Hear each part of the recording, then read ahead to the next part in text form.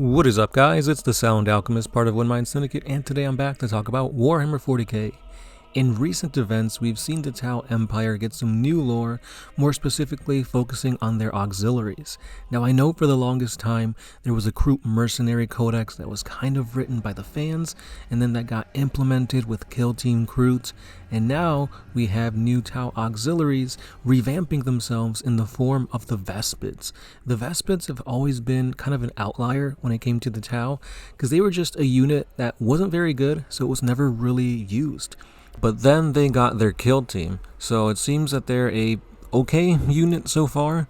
And in even more recent events, from the new Leagues of Votann, we found out that the Demiurge, an ancient race that the Tau got their technology from, and they also shared technology to them, that they were actually none other than the Kin, the Votann, the Squats, the Space Dwarves.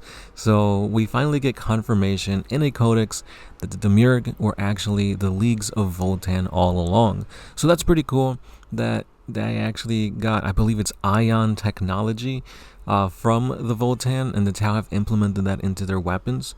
And this all got me thinking that the Tau auxiliaries are something that really needs to be explored. There are so many different types of alien species implemented into the Tau Empire that we barely get any information from. And thinking about this, I was going to talk about the auxiliaries, but I decided to go a different route and talk about something that we don't talk much about here in the channel, and that is the Tau working quote-unquote together with the Drukhari, the Dark Eldar. So here I have an excerpt from the novel Aun'shi that talks about a Dark Eldar mistress and their slave of a Tau Ethereal. So without further ado, guys, let's go ahead and dive into this 40k lore. It was not the sound of the door opening that roused him from his meditative trance, nor was it the muffled cheers from the stadium below, or the sharp cackling of Serene's stiletto boot heels as she approached his hex cage. It was the rumbling of his stomach. He chastised himself and kept his eyes closed, his back perfectly straight. His hands rested on his knees, palms turned upwards. She had food with her. He could smell it. A stew of some kind. A rich broth with soft vegetables and a delicious spice he could not place. Greater good was he hungry. I brought you something special today. It's not the usual fare. Even through the translator device, her voice was the essence of cordiality. After some moments, she started tapping her foot. Don't you think this has gone long enough? I mean, starving yourself in protest? It's ridiculous. She laughed a little, but he gave no reply, made no movement. At his unresponsiveness, the friendliness in her voice bled away. What does this prove? Who gains? You think this somehow impresses me? Inwardly, he smiled at her frustration. Her true self was showing. His passive resistance was finally having an effect, and his hope grew. Well, it doesn't. Hunger pains are quite out of fashion, not fit even for the groundlings. Now eat, Aun'shi. He could hear a clattering as she passed the bowl through the bar of the hex cage. You have a matinee performance shortly. You'll need your strength. At last he opened his eyes. Certain other species in the galaxy would have described her as coldly beautiful, he supposed. She was tall and lithe, her skin alabaster, with high cheekbones and dark almond-shaped eyes. Her ears were delicate and pointed, but her eyes burned with anger. All pretenses of concern had been dropped. At last, he thought, we have come to a place where we can deal plainly with one another.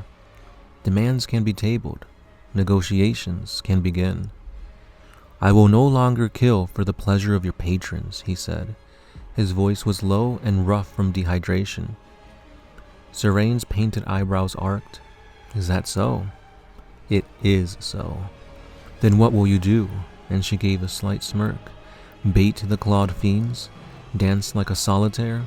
He refused to be goaded or insulted. I will do nothing, he croaked. You will open the door to this cage and you will release me. You have no other choice. Aun'shi, she lamented. How little you know of me. He gathered saliva and cleared his throat. His voice regained some of its strength. I know you very well, he said.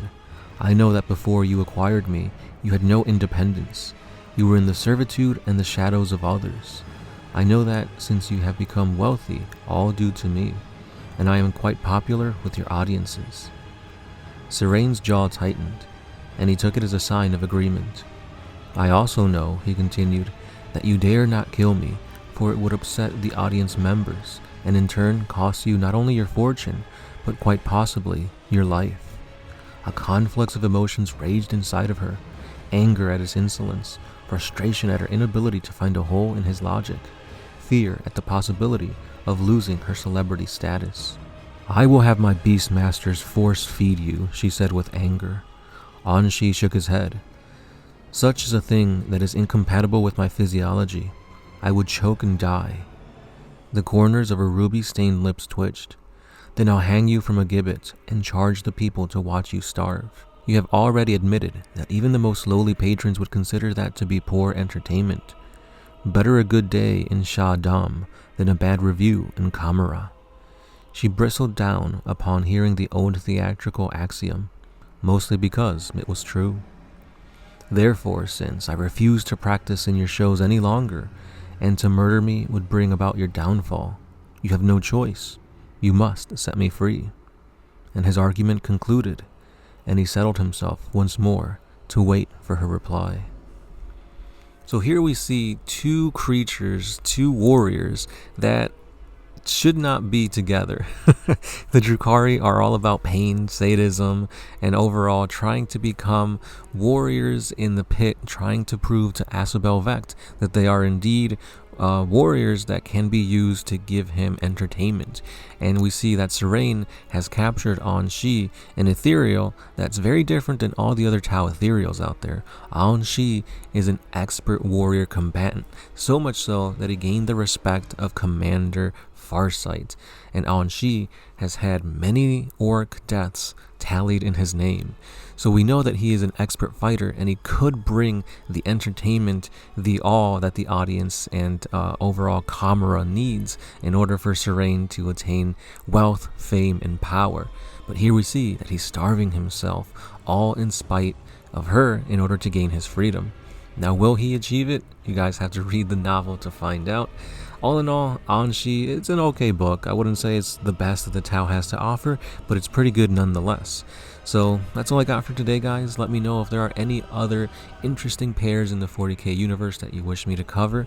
And yeah, that's all I got for today. So again, don't forget to comment, like, and share. Subscribe for more 40k videos every day. And this has been The Sound Alchemist, part of One Mind Syndicate, and I'll see you then. Peace.